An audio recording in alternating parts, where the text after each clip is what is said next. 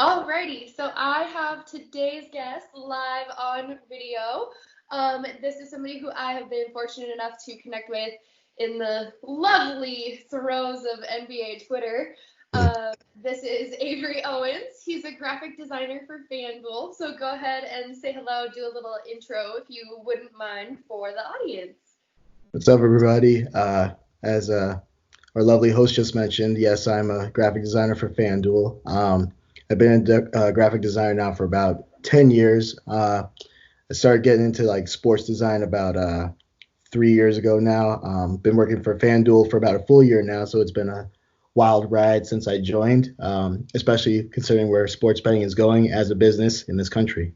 Yeah. So talk a little bit about how you worked your way to your role with FanDuel and kind of how that position came about for you, and your role currently. To be honest, I was between jobs. I applied to FanDuel. They got back to me. We did the whole interview dance. I thought it was a very interesting company in terms of how they were positioned, especially with sports betting. On the cusp of becoming, a very common thing based on, its history in the past couple of years in this country. Right. Yeah, so I basically came on as a junior designer. Uh, and it's been really a interesting experience. I've gotten to work on a bunch of different projects. Gotten to use kind of all my design muscles in the process. I like it. Yeah, I like flexing on them, I bet. yeah, pretty much. So since your time, you said you've been there about a year, is that correct? Yep. Okay, so since your time with the company, what has been kind of a project that's been, I guess, most important to you or something that has been, I guess, close to your heart, so to speak? Hmm. It's a good question. I would have to say, I guess the project that sticks out the most in my head is actually two animations that I did for our App Store displays, actually. So if you go to the iOS store, this is a shameless plug, by the way. If you go to the iOS store and you Go look for it. up the FanDuel Sportsbook app and the FanDuel app, you'll see some animations that should come up, kind of guiding you through what you can do in the app and everything. And I actually put those together, and it was kind of a labor of love because I was able to work with multiple teams, kind of show the app in a dynamic way, and kind of again flex my design muscles when it came to using motion and using typography and making it more than just a static screen saying download our app now. Right, a little bit more interactive for the Yep. people. Awesome. I like it. So I know obviously I don't know who's really listening and who's familiar with your work and some of the art that you've done with FanDuel, but if you I mean, have you had a chance to meet athletes, and if you have, what has been or who has been a really cool person that you've been able to connect with via doing graphic art of them? Unfortunately, I haven't had a chance to meet any Uh-huh. athletes just yet, but that's definitely on my bucket list. If you could meet any athlete that you would like to do or have done art of, who would it be? Hmm. So I think if I had a chance to meet an athlete through this job, it'll probably be an NBA player. We do a lot through NBA. We do a lot through NFL as well. I mean, meeting Saquon Barkley would be pretty dope. RJ Barrett, just a couple of the young stars in the New York sports scene. Being that I grew up in New York, so kind of getting that hometown feel would be awesome. You're a long suffering Knicks fan, right? Long suffering, very, yeah. Long Too long. suffering Sixers fan, we can relate. Hmm. But at least your team is showing up for you guys now. Yeah, sometimes, man, we lose some of those games that we feel like we go into and we should be winning them, and then we come out of it like we don't know what happened. Can't relate. Can't relate. You mentioned a little bit ago, sports betting was obviously illegal up until 2018. I think it was like May sometime in 2018, when the Supreme Court lifted the ban on sports betting. Mhm. So, how has that changed the opportunities for graphic designers in the sports industry? Not just obviously with FanDuel, but sports betting as a whole. How has that changed the game for graphic designers? That's a great question. I think it opens up that I think in the sports design realm there is kind of a preconceived notion that you're not working in sports until you work specifically with a team, which I Right. think kind of not true. I think as long as you work within the realm of sports itself, within the experience of sports, you're in the sports business. And I think Sports betting is, no exception to that. I think just like anything, like going to a live game, sports betting is an experience, an extension of the sports experience. I Right. mean, yeah, there's money you throw money into it and everything, but I mean, what don't you throw money into when you go to like an arena or a field or anything like that? And I think that making mobile and offsite sports betting, legal in a lot of these states is opening up people to experiencing something they've never experienced before with a sport, or Right. that there's that extra level now of depth where it's like, all right, like let me pay more attention to jump ball. Let me pay more attention to kickoff or overtime, double overtime, those kinds of things. There's more of a another level of experience to that now. Yeah, yeah, definitely. I agree. One, for me personally, I think that I knew nothing about sports betting. Like as a fan, I'm somebody who, when people talk about these numbers and the pluses and the minuses and all that stuff, I'm kind of like a little bit Yeah. lost. But for me, it's something that, when I see the graphics that go along with it, and like, even some of the stuff you've shared on your personal page, it's something that it kind of draws me in, because I'm like, wait, what's this dope graphical about? Who is this? Click on it, and it's coming from Fan Duel, or there's all kinds of other, betting sites out there. Mhm. I don't obviously name them too much, since I have you on. It's okay. I mean, you can mention DraftKings because obviously DraftKings is a friendly rival. Right. I would consider it like, for my nerds out there, I consider like the relationship between Sonic and Knuckles. You know what I mean? It's like we're not enemies, but we have a friendly competition Yeah, as yeah, far as being pioneers in the space in this country specifically. So there's a yeah. lot of respect for what they do, especially when it comes to creative. Um, yeah, but I would say what really shapes a lot of what I do is like again, how can I get that first click on something, like whether it's like a game that somebody hasn't played before, like even a bet that somebody hasn't put down before. How do you illustrate it in a way where it's like, okay, this looks interesting. Now let me see what it's all about. And it's kind of like catching your audience and making sure that you hold them captive to what you're trying to basically sell them. It's a service. Basically like they're able to bet it's a service.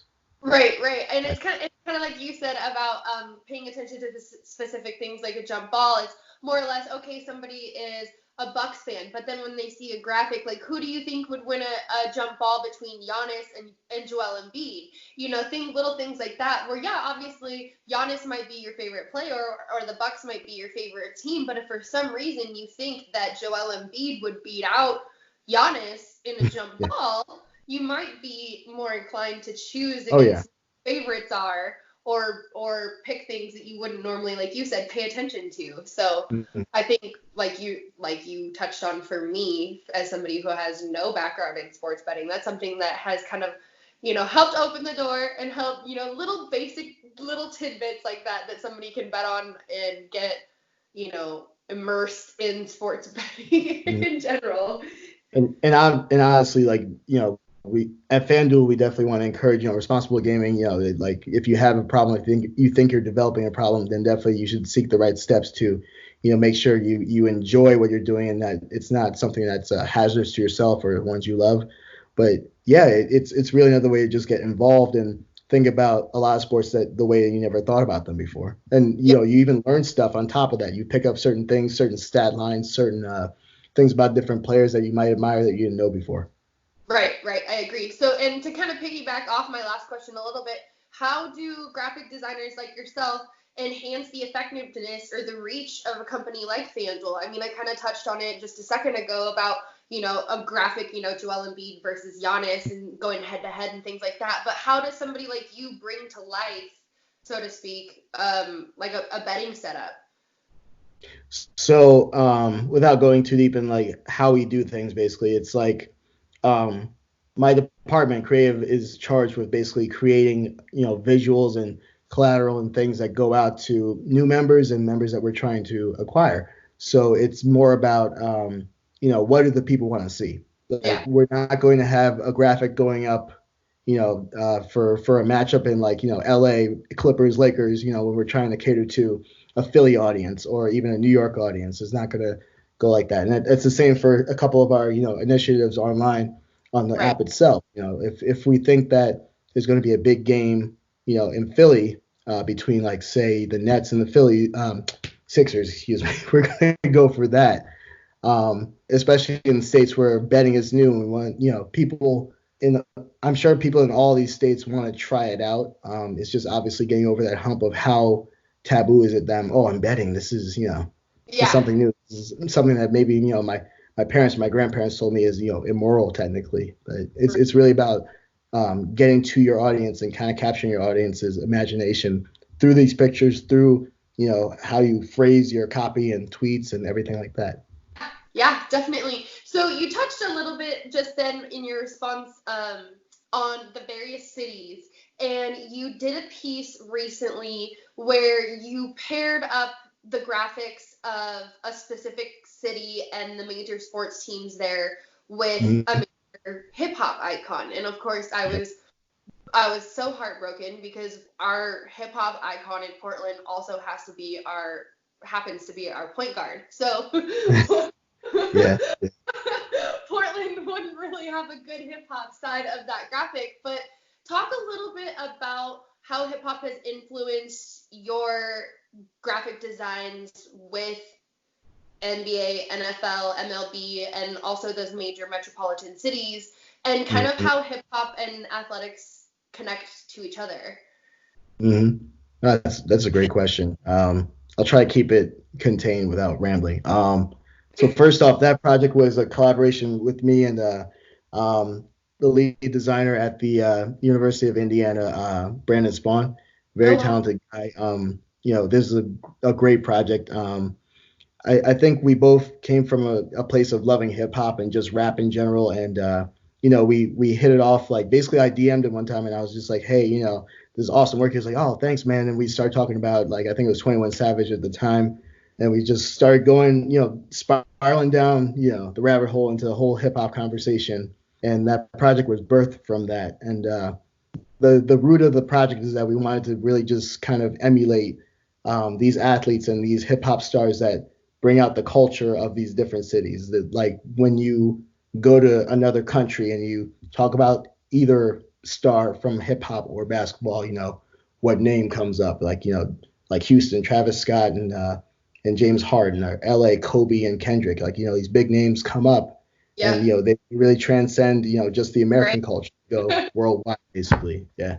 And I think in terms of hip hop, it's kind of the same thing. You have these larger than life cultural icons that transcend just America's culture, and around the world, a lot of these people that I look up to are respected. I come from Mount Vernon, New York, so there's a lot of hip hop lineage there. So I think just coming up as a hip hop head, it's really cool now to see how hip hop has infiltrated a lot of these sports, especially football, especially basketball. Absolutely. I think it's the sky's the limit, basically, to coin a term. Yeah, I agree with you. I think that it's interesting. I actually have a playlist that I might end up sharing someday if I can get it to kind of correlate with something that I'm talking about. But I have a playlist where pretty much every song or every title of every song on the playlist has to do with sports in some way. Like, there's a song titled Westbrook. Obviously, there's D-Rose by Lil Pump. Yeah. Just different songs like that. And it's so true what you said about how they both just influence each other so much. I mentioned Drake. Obviously, Kawhi is now with LA, but Drake and Kawhi were so synonymous to one another last year when they were doing their championship run. Obviously, now Serge Ibaka with his art pieces in his fashion. Scarves, yeah.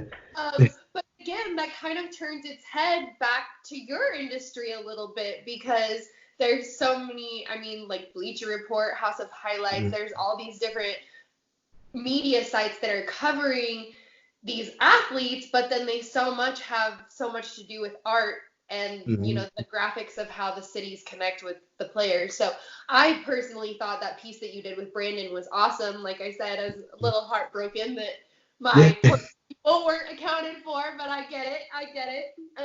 Well, we thought about it at one point too. That's the thing. We had thought about including Dame, and that was the problem. It was like, okay, well, literally would just be Dame. Like, there wouldn't be really an opposite, hip hop star. There wouldn't be an opposite athlete. He's the all in one, which could be its own piece in a way. But yeah. True. I was just gonna say, well, if you guys ever have a need for an alter ego piece and you guys have a chance to collect it, Yeah. you can keep it in mind because he has gone, out of his way to let people know. Damian Lillard has gone out of his way to let people know that Dame Dalla and Damian Lillard are two different people.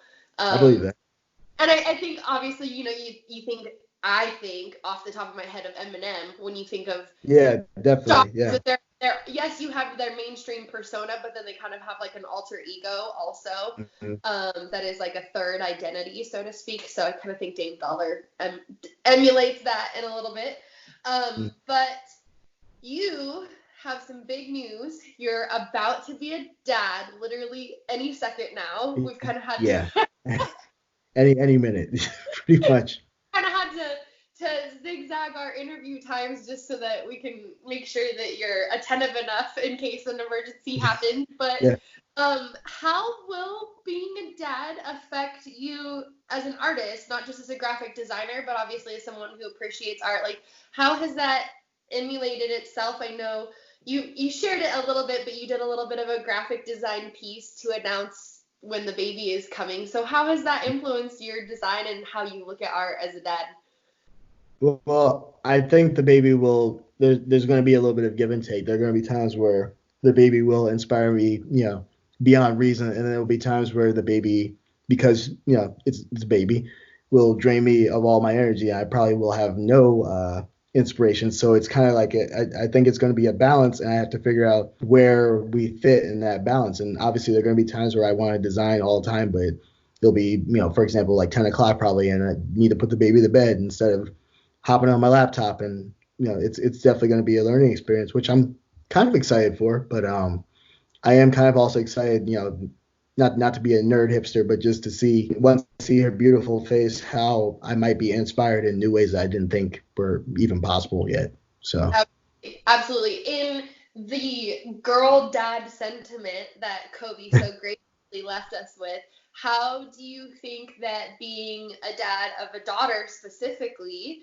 will influence, let's say females in your art, like Megan Rapinoe, Sue Bird? I know you've done pieces recently of Maya Moore, and you did Brianna Stewart. Will you be paying more attention to those types of things now that you're a girl dad, or has that been kind of something that you've always tried to give kudos to? I'll be honest. I think it was something that not always. I'll be 100% transparent. I think since like beginning of college, I started paying more attention to women in sports, just because I was like, I could definitely get whipped in a basketball game by any WNBA player. Like, who are we kidding? Like, but I think growing up, is just admiring all these players, like Mia Hamm for soccer, Lisa Leslie with the WNBA, the inception of the WNBA, which was groundbreaking in itself. All the Olympic players that have played throughout the Olympics for America. I think these are all role models that one day my daughter's going to look at me and ask, "Who is that, Daddy?" I'm going to be proud to tell her this is a hero, this is an amazing athlete. This is somebody you should definitely look up more of. Wikipedia, Google, whatever's around when she's older. Like, please look them up, and I'll back her up. And if she wants to pursue being an athlete, I'll 100% support her, whatever she wants to do. And if anything she wants to do, I'll 100% support her. I was just going to say, I'm sure just as much as you would support her being an artist, or I know you pretty guys much, yeah. Musicians. I mean, as long as she's not like killing people or stealing for a living, I'm cool. I think. Absolutely. I second that. Alrighty. Yeah. So just to close up the interview, we're gonna focus on March Madness. Obviously, we're in March now, and the big dance is slowly coming upon us.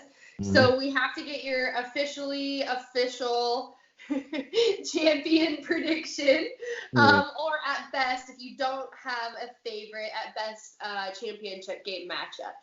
Oh, jeez, that's a good question. I'll be honest, I haven't been paying this much attention to college basketball season because of the impending pregnancy and everything. So I'd say is Do you have a favorite NCAA team? I don't think we've ever really talked about NCAA. Yeah. No, I mean, I'll be honest, I'm definitely on the bandwagon with the women's Oregon team. definitely. Heck yeah! Also, I mean, obviously it's contradictory, but I've always, watched UConn, obviously because of the proximity. Right, Um, right. UConn men are actually doing well, but I don't think they'll go far if they get the tourney. But we'll see how that goes. You know what? One big surprising team this year is the fact that UNC men's team is completely out of the top 25, Yeah, yeah. which is definitely out of character for them, but they are definitely a young team and with quite a bit of inexperience. So hopefully this year kind of helps them figure it out next year and they can get back into the conversation that they're normally in. But the person that I interviewed before you was Derek Franklin with Heat Check Gaming, and he predicted Memphis for the men's team. Mm, So would okay. you agree with that? Disagree? What are your I thoughts? think I think it's possible from what I've heard and seen. I think it's possible. I think we might have another tournament. What was it? I think it was like 2 seasons ago, maybe 3 seasons ago, where it was just like brackets were just being destroyed left and right from the jump. I think last season was pretty crazy too, but like I specifically remember like it was 2 or 3 years ago. It was just like a total like battle royal basically, like with all the different teams that were winning over their odds and everything. Right. Was it two? I can't remember if it was 2 or 3 years ago when the 20 seed ousted the one Yeah. seed. Was it Bonaventure? Am I remembering correctly? Yeah, it was like Bonaventure. It was some random university that was in one of those states that's like, oh, it's not even a basketball state, but okay. Yeah, yeah, definitely. Well, I mean, I think that just kind of speaks to how unpredictable the tournament can be. I know Baylor just got upset the Yep. other night by Kansas, and I know they were a favorite. We just talked about Memphis. I've heard Mhm. some major analysts with ESPN and Sports Illustrated are predicting Memphis to win it all. Mhm. So I don't know. It could be curious. Obviously, Duke is my favorite. If Mhm. Oregon's men's team can put up a fight and make it to at least the Final Four, again, I think they might have a chance. So we'll see. It's definitely going to be interesting. Yeah. Um, but I think that's it. I think that's all we All right. have. I really appreciate your time. I know, like I Thank said, you. topsy turvy getting you on with the impending arrival of your baby girl, but congratulations in advance to you and the wife. I appreciate it. And maybe again in a few months or so we can get you back on and you can talk about fatherhood. Certainly, if you want, yeah. Thank you for having me. I'll definitely come back on. This is cool. Yeah, absolutely. Thank you and have a great day. You too. Bye. Bye.